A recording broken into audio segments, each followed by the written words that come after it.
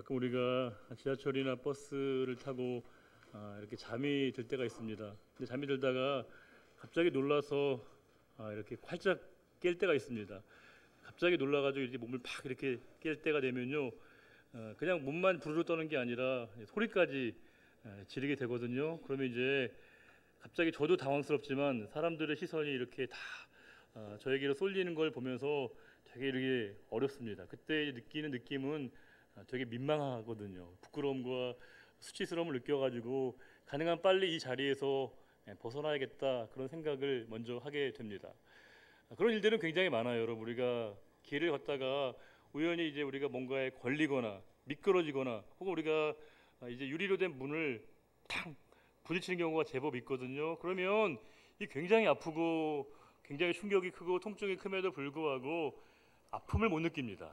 왜냐하면 너무 민망하고 창피해서 빨리 그 상황으로부터 벗어나고 싶은 생각이 먼저 든다는 거죠. 굉장히 충격이 큼에도 불구하고 그 아픔과 통증을 느낄 마음의 여유가 없고요, 빨리 좀 이 상황으로부터 벗어났으면 좋겠다는 생각을 갖게 됩니다. 그만큼 우리에게 있어서 이 부끄러움이라고 하는 게, 수치심이라고 하는 게, 모멸감이라고 하는 게 얼마나 우리에게 강력한 힘을 가지고 있는가를 보여주는 아주 생생한 신뢰라고 할 수 있습니다. 우리가 살아가다 보면 우리가 이제 형식, 의식이라고 하는 게 있습니다. 우리가 살아가기 위해서 여러 절차를 지키고 규정을 준수하게 되는 의식이나 형식이 있게 되는데, 이 의식이나 형식이 꼭 필요한 건 분명한데, 이게 의식이나 형식이 조금 지나치게 되면, 범위를 우리가 넘게 되면 우리가 그것을 허례허식이라고 얘기합니다. 근데 우리가 이 허례허식과 의식의 경계선을 긋는 게 쉽지가 않습니다. 어떤 게 허례허식이고 어떤 게 예식이고 의식이냐에 대한 이 경계선을 나누는 게 되게 어렵다는 거예요. 말 그대로 종이 한 장 차이일 때가 많습니다. 근데 분명한 건 우리가 조금 지나친 그 의식, 형식이라고 하는 건 굉장히 우리에게 부담을 준다는 겁니다. 우리가 예절과 예우를 하는 것, 예절을 통해서 상대방을 우리가 존중해 주는 건 되게 필요한데, 그것이 어떤 선을 넘게 되고 과하게 되면 감동도 없고요, 의미도 없게 되고 오히려 부끄러운 일이 되게 될 때가 많습니다. 우리가 살아가는 이 세상은 참 묘하게도 이 부끄러움을 느끼는 이 기능이 우리에게 좀 마비된 것이 아닌가 생각이 들 때가 있습니다. 즉 우리가 진짜 부끄러움을 느껴야 될 그 부분들을 못 느끼게 되고, 그렇지 않아도 될 일들을 우리가 부끄러움을 느끼는 경우가 많다는 것입니다. 우리가 명품백, 샤넬이나 구찌 가방 없는 건 부끄러운 게 아니죠. 우리가 그것으로 우리가 서로를 차별하게 되는 게 진짜 부끄러운 일입니다. 우리가 여러분 많이 배우지 못한 건 부끄러운 일이 아닙니다. 오히려 내가 배웠다는 그것으로 누군가를 무시하거나 괄시하거나 혹은 그것으로 우리가 아는 척을 하는 것, 이게 부끄러운 일이죠. 신앙도 마찬가지입니다. 성경을 모르는 건 부끄러운 일이 아닐 수 있습니다. 그러나 우리가 성경의 내용들을 알고 깨닫고 있음에도 불구하고 우리가 그 말씀을 지키지 않고 행하지 않는 것, 그게 진짜 우리에게 부끄러운 일이라고 하는 것입니다. 우리가 지난 주에 우리는 이제 추석 명절을 보냈습니다. 아직도 이제 진행 중이기도 한데요. 아마 많은 분들이 고향을 찾아서 또 여러 친척들과 친구들과 지인들과 또 사랑하는 분들을 찾아서 많은 분들이 이동을 했을 겁니다. 요즘에 그런 말 별로 안 쓰는데요, 예전에는 민족 대이동이다, 그런 말을 했습니다. 왜냐하면 워낙 많은 분들이 1000만 명 이상이 이동을 하기 때문에 이건 굉장히 큰 의미로 부여하거든요. 우리가 고향을 찾으려면 평소와 다르게 길이 막히고 차가 밀립니다.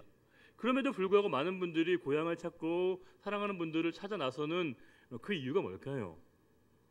저도 예전에 한번 우리 그 명절에 저희 처가에 갔다 온 적이 있는데요. 돌아오는데 제법 길이 막혔습니다. 오후 1시에 출발을 했는데요. 이제 오후 늦게가 되고요, 저녁이 되고 밤이 되더니 새벽이 되고 아침이 되더라고요. 무려 19시간을 운전을 했습니다.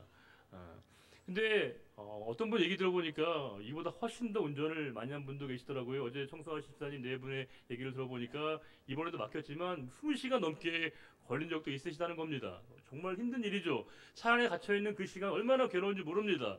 그럼에도 불구하고 우리가 그 먼 길을 기꺼이 자처하는 여러분 이유가 어디에 있을까요? 왜 우리가 고향에 가서 부모님을 뵙고 형제를 만나고 사랑하는 우리가 이웃들을 만나고자 하는 이유가 뭘까요? 우리가 살아가다 보면 이 세상에서 우리가 이리 치이고 저리 치이고 마음이 참 어려워지고 각박해지거든요. 그런데 우리가 사랑하는 가족과 친척들과 친구들과 지인들을 만나면 위로를 받을 수 있습니다. 격려를 얻을 수 있습니다. 아, 정말 힘들었다고 우리를 이렇게 보듬어 줄 수 있습니다. 그리고 때로 우리가 잘 되는 걸 세상은 그렇게 기뻐해 주지 않거든요. 그런데 우리가 잘 되는 걸 진심 어린 마음으로 기뻐해 주고 축복해 주고 축하해 주는 누군가가 있다는 이 분명한 사실이 우리가 그 힘든 것을 기꺼이 자처할 수 있는 우리에게 큰 힘이 된다는 겁니다. 그런데 가끔 우리가 남보다 못한 가족이 있다는 것이죠.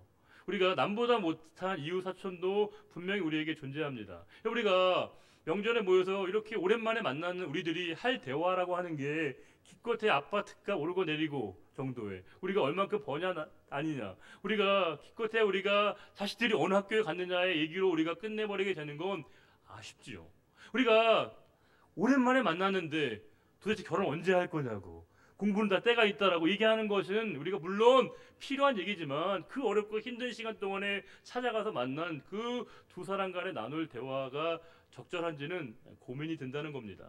우리가 가족이라고 하는 건 우리가 기대함이 있거든요. 가족을 만나면, 또 사랑하는 우리가 친척들과 친구들을 만나면 기대하는 바가 있습니다. 우리가 이해를 원하는 것이고 격려와 우리가 이렇게 뭔가 나를 지지해 주기를 우리가 바라는 것인데, 이 기대가 무너졌을 때 우리가 받는 충격파라고 하는 것은 대단히 큰 것입니다.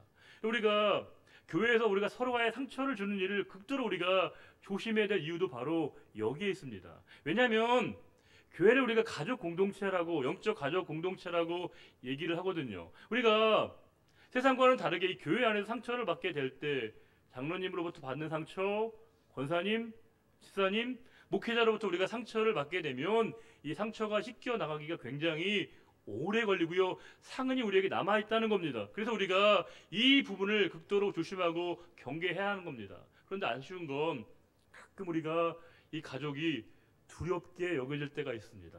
우리 이웃 사촌이 우리에게 무섭게 여겨지는 순간이 분명히 우리에게 있다는 것입니다. 오늘 우리가 보게 될 본문 1장 19절에 두 명의 여인의 이름이 나옵니다. 그들은 지금 고향 베들레헴으로 가고 있는 중이었습니다. 이 사람들의 이름은 나오고 있지 않지만 전후 맥락으로 볼 때 나오미와 룻이라고 하는 두 사람입니다. 지금 실제로 우리가 룻기를 보면 주인공이 룻일 것 같이 보이지만 잘 읽어보시게 되면요, 룻기의 진짜 주인공은 나오미라고 하는 것을 알 수 있습니다. 나오미의 식구들은 지금 모압에 내려갔을 때 4명이 내려갑니다. 근데 지금 2명이 돌아온다는 건 뭔가가 있었다는 겁니다. 무슨 일이 그들에게 벌어졌다는 걸 의미합니다. 나오미의 식구들은 지금 베들레헴에 살고 있었는데 기근과 흉년이 들었을 때 나오미의 가정은 모압 땅으로 내려가게 됩니다. 모압은 이방인의 땅입니다. 가지 말아야 될 땅입니다. 가서는 안 되는 땅입니다. 그런데 이 나오미의 가정은 그 유대 베들레헴 고향을 등지고 모압 땅에 가게 되었습니다. 이유는 뭐냐? 기근과 흉년이라는 외적 환경 때문입니다. 중요한 건 그들이 이런 선택을 했다는 겁니다. 이 유대 베들레헴이 아니라 모압 땅에 가고자 하는 그들이 선택을 했는데, 그 선택의 이유가 극히 현실적이고 진리의 추구의 목적을 가졌다는 겁니다. 우리가 믿음을 가지고 있다는 것, 우리가 신앙이 있다는 건 우리가 특별히 두 가지 부분에 유념해야 되는데, 한 가지는 뭐냐면 습관입니다. 습관. 또 한 가지는 선택입니다. 우리가 어떤 습관을 가지고 있느냐가 우리의 신앙의 이 성향과 색깔을 우리 가늠케 한다는 겁니다. 평소에 우리가 어떤 말을 하느냐가 되게 중요해요.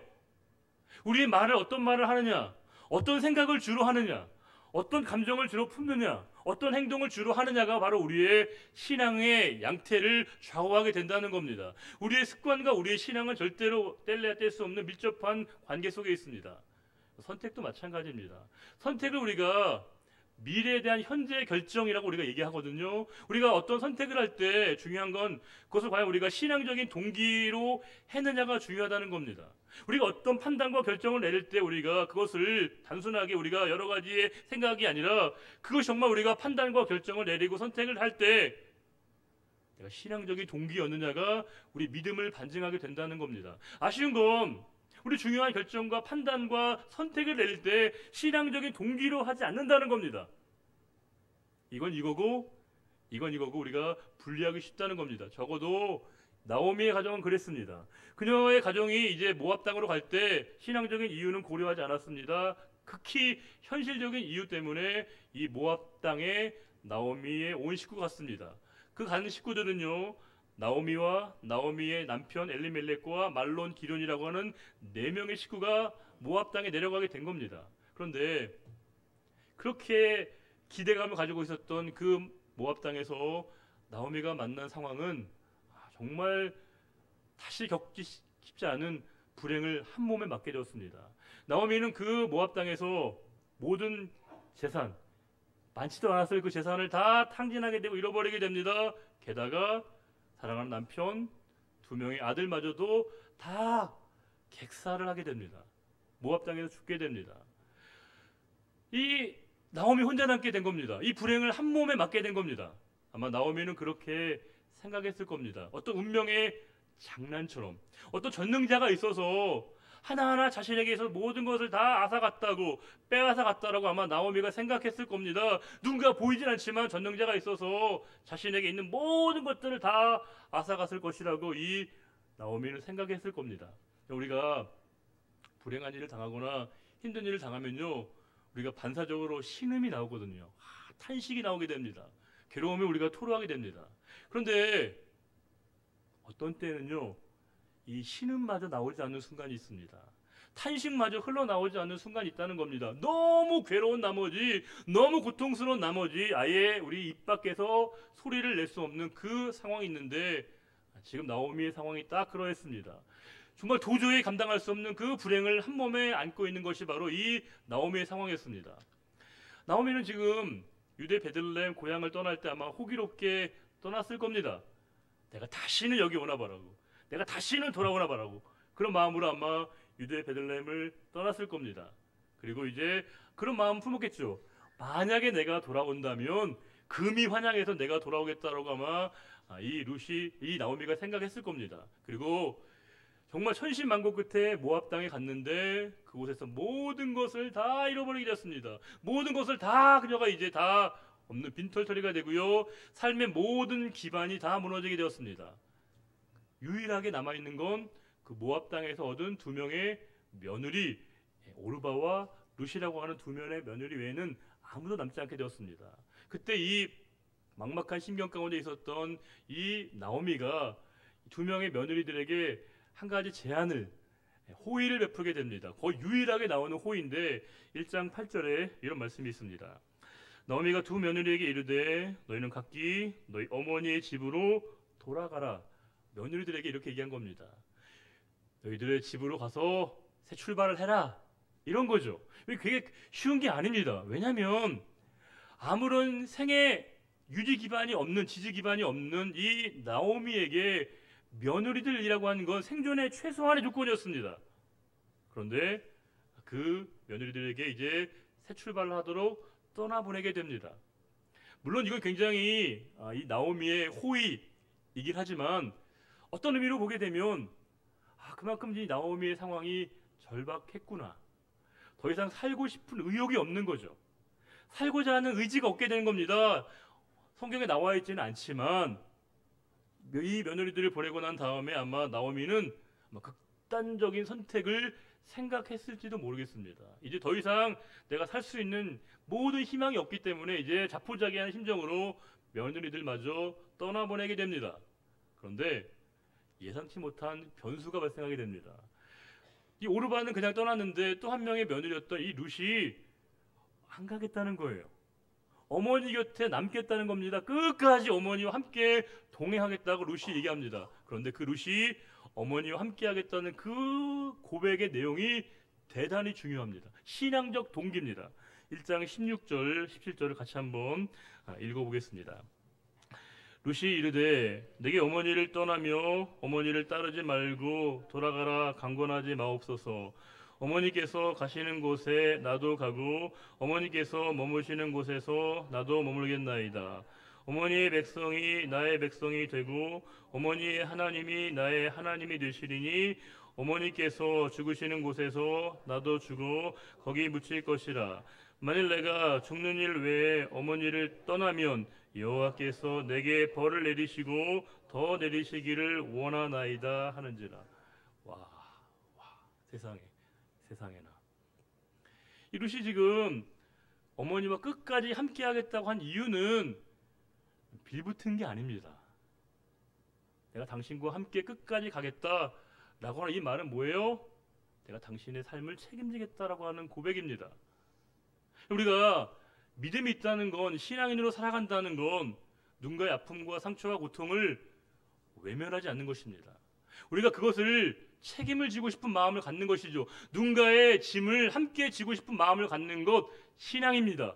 믿음이 있다는 것입니다. 우리에게 믿음이 있을 때 우리는 누군가의 아픔과 상처를 보듬어주고 싶고 누군가의 아픔과 상처를 나의 것으로 우리가 짊어지고 싶은 마음을 반드시 필연적으로 갖게 되어 있습니다.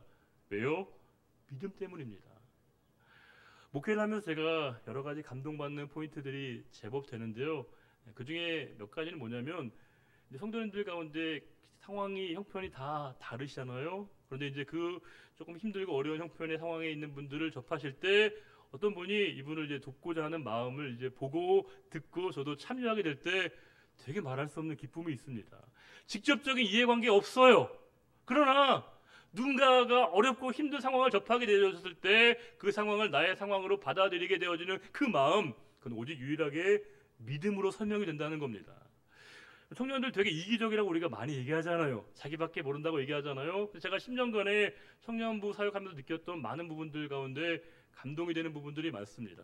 예컨대 저희 청년들이 한 번은 우리 중등부에서 그때 교회 사정 때문에 에어컨을 설치를 못 해줬거든요. 본당에 있었는데. 근데 청년들이 마음 아파했던 제 마음이 같이 전해져서 청년들이 십시일반으로 이렇게 돈을 모으고 헌금하기 시작했습니다. 그 돈이 모여가지고 애들이 중등부 예배실에 정말 번듯한 에어컨을 설치해줬습니다. 애들에게 아무런 직접적인 이익을 받는 거 아니에요. 그러나 그거 자체로 기뻤다는 겁니다. 한 번은 그 4층에 있는 그 예배실에 모자실이 있는데 그 모자실 엄마들이 예배를 드리기 좀 힘들어서 그때도 우리 청년들이 거기다 한번 좀 번듯한 이렇게 놀이방을 만들어 주겠다는 의견이 제시가 되어졌습니다. 감사하게도 생각을 모았습니다. 뜻을 모았습니다. 힘을 모았습니다. 그리고 이렇게 근사한 놀이방을 만들어주고 엄마들이 편안하게 예배를 드릴 수 있는 공간을 제공해줬습니다. 저는 그 사실을 보고 직접 참여하면서 너무 기쁘더라고요. 왜요? 누군가의 일에 우리가 그 짐을 져주고 싶은 마음을 갖는 것, 누군가의 그 상황에 우리가 책임을 함께 짊어지고 싶은 마음을 갖는 것, 신앙적인 이유로밖에 설명이 안 되거든요. 한 번 청년부들이 4주간의 예배 가운데 예배를 드리고 난 다음에 한 달에 한 번씩은요, 이제 예배 끝난다고 한 다음에 장애인 기관이나 이제 그 개척교회 가서 전도도 해드리고 또 저희가 성소도 하고 설거지도 하는 이런 일들을 저희가 한 달에 한 번 청년들과 함께 했습니다. 돌아올 때 뭔가 마음이 꽉 채워지는 느낌을 받는 겁니다. 왜요? 누군가의 어려움과 이 힘든 상황들을 우리의 것으로 받아들이고 그 책임을 함께 짊어지고 싶은 마음을 갖는 건 바로 믿음이 있다는 겁니다. 지금 이 룻은 어머니 나오미를 통한 믿음을 받았는데 그 믿음의 마음으로 이제 어머니를 끝까지 내가 돌보고 책임지겠다라고 하는 마음을 이 룻이 가지고 있다는 겁니다. 우리가 그런 말 하잖아요. 성경에 먼저 된 자가 나중된 자고 나중된 자가 먼저 된다고 얘기하는데 이 원리로 보면 진짜 순서가 바뀐 거죠. 나오미를 통해서 룻이 믿음을 갖게 되었는데 이제 이 룻이 나중된 룻이 시어머니인 나오미를 위로하게 되어지는 이 아름다운 모습이 오늘 말씀 가운데 나타나고 있다는 겁니다. 그러면서 이제 18절에 1장 18절에 이런 말씀이 있습니다. 나오미가 룻이 자기와 함께 가기로 굳게 결심함을 보고 그에게 말하기를 그치니라. 더 이상 나오미가 룻을 설득하기를 내려놨다는 거예요. 왜요? 룻이 결심이 아주 단호했거든요. 이 말씀은 되게 중요합니다. 왜냐하면 적어도 이전까지 나오미는 별로 살려고 하는 의지나 의욕이 보이지 않아요. 그런데 이 룻의 믿음, 단호한 결심과 결단이 이 나오미의 마음을 움직인 겁니다. 그 움직임을 통해서 이 나오미가 이제 삶에 대한 의욕을 갖기 시작한 것이고요, 살 소망을 갖게 된 겁니다. 변화와 이 새로운 일들이 시작되게 되는 겁니다. 우리가 이 말씀 보게 되면 지금 이 나오미에게 고향 베들레헴을 향한 두 가지 양가 감정이 있었을 것 같습니다. 하나는 뭐냐면요, 너무너무 가고 싶은데 갈 수 없는 곳, 가야만 하는데 가지 못하는 곳, 이게 나오미에게 고향 땅 베들레헴이었습니다. 제가 예전에 한번 그 사할린으로 의료봉사 사역을 나간 적이 있습니다. 의사분들과 함께 이제 선교를 일주일간 다녀왔는데, 같이 이제 그분들과 러시아 분들에게 치료도 하고 세미나도 하고 같이 예배도 드렸는데 다 좋았습니다. 근데 다 좋았는데 가장 힘든 순간이 뭐였냐면 마지막에 저희가 방문했던 이 고려인들 마을이었습니다. 그분들은 이제 그 끌려갔던 분들의 2세, 3세요. 우리말 전혀 못하십니다. 신앙도 없다고 할 수 있습니다. 그분들에게 의료 봉사를 하고 선교를 해야 되는데 굉장히 어렵더라고요. 왜냐하면 그분들에게 이 고국에 대한 이 두 가지 감정이 교차하고 있는 거예요. 뭐냐면 서운함이더라고요. 섭섭함이 있어요. 고국에 대한, 버려진 자에 대한 아픔과 상처와 그런 게 있어요. 근데 동시에 고국에 대한 말할 수 없는 그리움이 있더라고요. 이 고향을 찾고자 하는 그 이 두 가지 감정이 만나는 지점을 내가 보게 되었는데, 지금 나오미가 그랬다는 겁니다. 너무너무 가고 싶은데 갈 수 없는 곳, 그것이 바로 바라만 보고 있는 베들레헴을 향한 나오미의 마음이었습니다.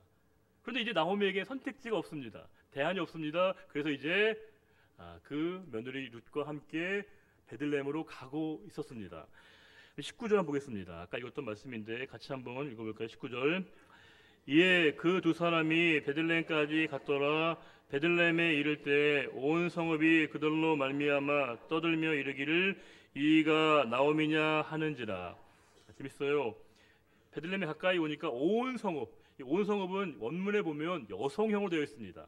온 여성들이 다 뛰쳐나온 거예요. 그리고 이제 그 베들레헴을 가까이 오고 있는 나오미하고 룻을 보면서 이렇게 외칩니다. 제가 나오미야? 이가 나오미야? 이렇게 외친다는 겁니다. 그럼 보세요. 뉘앙스를 우리가 생각해 봐야 됩니다. 몰라서 묻는 건 아니겠죠. 사람들이 지금 나오미를 뚫어지게 쳐다보고 있습니다. 그 나오미를 향한 사람들의 그 따가운 시선과 눈총은 뭘 의미하는 겁니까? 모멸이죠. 부끄러움입니다. 아마 이가 나오미냐, 이름을 몰라서 물어본 건 아닐 거예요. 아마 지금 사람들의 마음속에, 이 도율에 있는 사람들의 마음속에 나오미를 향한 그 외침 속에는 뭐가 있을까요? 거봐 꼴 좋다, 꼴 좋다. 그렇게 고향 등지더니 이렇게 불행하게 이렇게 정말 다 놓치고 잃어버리고 돌아왔냐? 라고 하는 그들의 시선, 따가운 시선을 이 나오미가 받게 된 겁니다. 너무 괴롭죠. 너무 괴롭습니다. 그 사람들의 뜨거운 시선과 눈총을 받으면서 이 나오미가 그렇게 얘기합니다. 20절. 나오미가 그들에게 이르되 나를 나오미라 부르지 말고 나를 마라라 부르라. 이제 내 이름이 나오미가 아니라 마라라 부르라고. 나오미의 이름의 뜻은 뭐냐면요, 기쁨, 희열, 희락, 이런 뜻인데요. 이제 내 이름 그렇게 부르지 말고 마라라 부르라고. 마라는 뭐냐? 쓰다는 겁니다. 괴롭다는 겁니다. 인생의 쓴맛 본자의 고백 아닙니까? 내 인생은 이제 기쁨이 없다는 거예요. 쓰다는 겁니다. 괴롭다는 겁니다. 나를 이제 나오미가 아니라 나를 이제 마라라고 불러달라고 나오미가 외칩니다.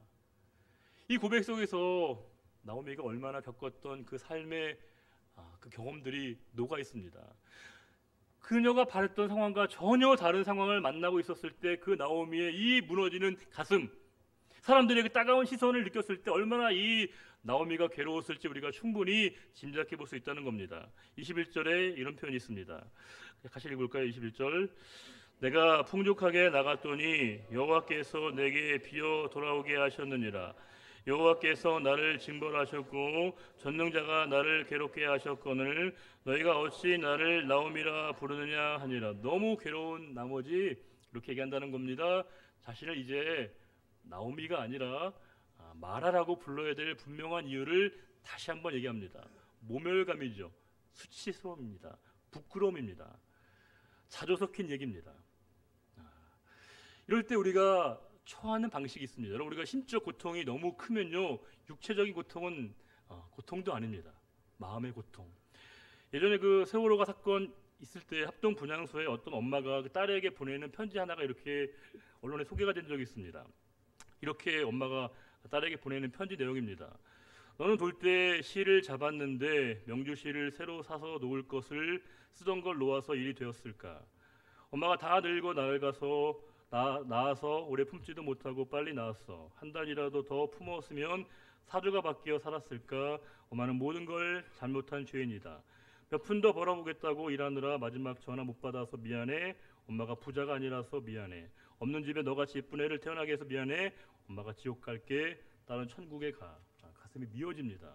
이 모든 상황을 자책하게 되는 것이죠. 그리고 그 책임마저도 전가하게 되는 전형적인 모습이 이 나오미에게 나타나고 있습니다. 적어도 이 상황 속에서 나오미에게는 그 어떤 희망은 보이지 않습니다. 말 그대로 절망의 한복판에 있습니다. 이 나오미는 가장 비참한 최악의 나락에 떨어져 있습니다. 절대 절망입니다.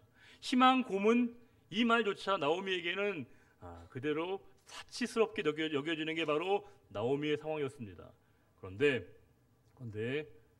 이 고통과 이 좌절과 절망의 한복판에 있었던 나오미이지만 이 폐허와 절망의 한복판에 룻이 있었다는 겁니다. 그리고 또 룻의 마음 한복판에 룻의 믿음이 있었습니다. 최근에 그 해군에서 발표한 기사가 하나 실렸습니다. 그것은 뭐냐면 거북선을 새롭게 원형 그대로 보존하겠다는 것이고요. 복원을 시도한다는 겁니다. 해군에서 한 건데 우리는 지금 너무 이 거북선 우리가 너무 잘 알고 있고 너무 우리가 거북선 우리가 친근한데 뭐하러 또 복원하나 싶겠는데 해군의 발표에 따르게 되면 지금의 우리가 알고 있고 보고 있는 거북선은 실제 고증하고는 상당한 거리감이 있다는 겁니다. 역사적 고증에 따르게 되면 실제로 이 용머리가 없다는 거예요. 철갑선도 없다는 겁니다. 모양도 되게 작아 보인다는 겁니다. 실제로 우리가 알고 있는 그 거북선은 아마 거북선이 복원되면 많은 분들이 저처럼 실망할 겁니다. 왜냐하면 거북선이려면 어떻게 돼요? 입에서 막 불이 나와야 되거든요. 그리고 막 사방에서 포가 나와야 이게 12척 가지고 그냥 왜군을 제압할 것 같은 그 위용이 있는 거북선인데 막상 우리가 만들어 놓은 그 복원시켜 놓은 그 거북선은 되게 초라해 보일 겁니다. 그런데 여기에 진실이 있고 진리가 있습니다. 거북선이 그렇게 위용을 떨칠 수 있었던 건 거북선 자체의 힘이 아닙니다. 그 안에 누가 있었냐가 중요합니다. 거북선을 진두지휘했던 이순신 장군과 수군들의 용맹함입니다. 멸사봉공하고 우국충정했던 그들의 이 용기와 기백이 이 승리를 이끌었던 겁니다. 진짜 중요한 건 거북선이 아니라 그 거북선 안에 누구와 함께 있었냐가 중요한 것이겠죠. 많은 분들이 터키에 가면 도프카피라고 하는 궁전 안의 박물관을 가신다고 합니다. 여기 가면 대표적인 기독교 유물 몇 가지가 전시가 되어 있는데 그 중에 하나가 뭐가 있냐면 여러분 화면에 나올까요? 예, 거기 보게 되면 하나의 조그만 지팡이가 나오는데 많은 분들이 이곳을 꼭 들러본다고 합니다. 그 이유가 뭐냐면 그것은 바로 앞에 뭐라고 써 있냐면요. 모세의 지팡이라고 적혀 있습니다. 근데 많은 분들이 이곳에 가면 되게 실망스러워 한다는 거예요. 왜냐하면 우리가 보고 있는 그 모세의 지팡이는 되게 뭔가 있어 보여야 되거든요. 산신령님이 들은 것처럼 보여야 되는데 너무나 볼품없는 초라한 이 지팡이 모양이 많은 사람들에게 실망을 준다는 겁니다. 그런데 거기에 또한 진실이 있고 진리가 있습니다. 모세가 바다를 가를 수 있었던 건 홍해를 갈랐던 건 모세의 능력이 아니고요. 지팡이에게 있는 게 아닙니다. 그가 하나님의 손에 붙들림 바 젖었을 때 바다가 열리게 되었던 것입니다. 지금 이 나오미는 좌절과 절망의 그 한복판에 있습니다. 놀라운 건 그 좌절과 절망의 한복판에 이 며느리 룻이 있었고 룻의 마음의 한복판의 중심에 믿음이 있음으로 말미암아 하나님은 하나님의 일들을 이루어 가시고 하나님의 일들을 진행 가신다는 겁니다. 22절 보겠습니다. 같이 읽어볼까요? 나오미가 모압 지방에서 그의 며느리 모압 여인 룻과 함께 돌아왔는데 그들이 보리 추수 시작할 때 베들레헴에 이르렀더라. 보리가 익어가는 시기였다는 겁니다. 이 일로 인해서 뒤에 있는 말씀 아시죠? 룻이 보아스를 만나게 되고 둘이 결혼을 하고 오벳을 낳고 이새를 낳고 다윗이 나고 다윗의 가문을 통해서 만군의 왕이신 예수 그리스도가 나셨다라고 하는 것입니다. 그녀의 작은 믿음이지만 그 믿음을 통해서 하나님은 놀라운 역사를 이루셨다는 겁니다. 우리가 인정할 거 인정해야 됩니다. 저와 여러분이 연약하다는 거 인정해요. 저도 인정합니다. 그러나 우리 안에 하나님이 함께 계시면 결코 우리는 연약하지 않다는 겁니다. 세상은 우리를 부족하다고 우리가 얘기할지 모르겠지만 하나님의 손에 붙들림 받아 우리는 절대로 부족하지 않다는 겁니다. 세상이 우리를 흔들 수 없습니다. 세상이 우리를 좌지우지할 수 없습니다. 우리가 누구와 함께 하느냐, 우리가 누구의 손에 붙들림 바 되느냐가 중요하다는 것입니다. 지금 이 말씀 속에서 나오미는 자신을 이렇게 얘기하죠. 나를 이제 나오미가 아니라 마라라고 부르라고. 하나님께서 이제 역설적으로 그녀에게 이렇게 얘기하십니다. 너는 마라가 아니다. 너는 나오미라고 하나님이 말씀을 주신다는 겁니다. 그 일이 가능한 이유가 뭐냐? 겨자씨만한 믿음이었다는 겁니다. 저와 여러분에게 있는 이 작은 믿음으로 말미암아 하나님은 당신의 일을 또 새롭게 시작하실 것을 우리들에게 약속해 주신다는 겁니다. 우리 고린도후서 12장 9절과 10절 말씀을 다 같이 읽고 오늘 설교를 마치겠습니다. 고린도후서 12장 9절과 10절입니다. 나에게 이르시기를 내 은혜가 내게 족하도다. 이는 내 능력이 약한 데서 온전하여 짐이라 하신지라. 그러므로 도리어 크게 기뻐함으로 나의 여러 약한 것들에 대하여 자랑하리니 이는 그리스도의 능력이 내게 머물게 하려 함이라. 그러므로 내가 그리스도를 위하여 약한 것들과 능력과 궁핍과 박해와 곤고를 기뻐하노니 이는 내가 약한 그때의 강함이라. 아멘. 하나님, 우리가 약하다는 것 하나님이 너무 잘 아시지 않습니까? 그러나 주님이 함께 하시면 우리는 결코 약자가 아님을 고백합니다. 내게 능력 주시는 자 안에서 내가 모든 것을 할 수 있음을 고백합니다. 주님이 우리의 손을 꼭 붙잡아 주시면 하나님의 손에 붙들림 바 된 저희들은 능히 인생의 모든 파도를 넘어서 그 어떤 바다도 갈라지게 할 수 있음을 분명히 믿습니다. 하나님, 이 시간 우리가 주님과 함께 있음을 깨닫게 하여 주옵소서. 우리에게 있는 믿음으로 말미암아 주님이 우리를 꼭 붙잡아 주심을 믿고 그 믿음으로 날마다 삶의 자리 가운데 주님의 승리를 경험하게 하여 주시고 이 모든 승리의 영광을 우리 자신의 전리품으로 여기는 것이 아니라 하나님께 영광 돌릴 수 있는 저희들 모두가 되게 해주시고 날마다 언제나 주님이 함께 하시는 삶을 주님 부르시는 그날까지 넉넉히 살아갈 수 있는 우리 모두가 되기를 바라며 존귀하신 우리 주님 예수 그리스도의 이름으로 축복하며 기도드리옵나이다. 아멘. 다 같이 일어나셔서 우리 패송 함께 찬송하겠습니다.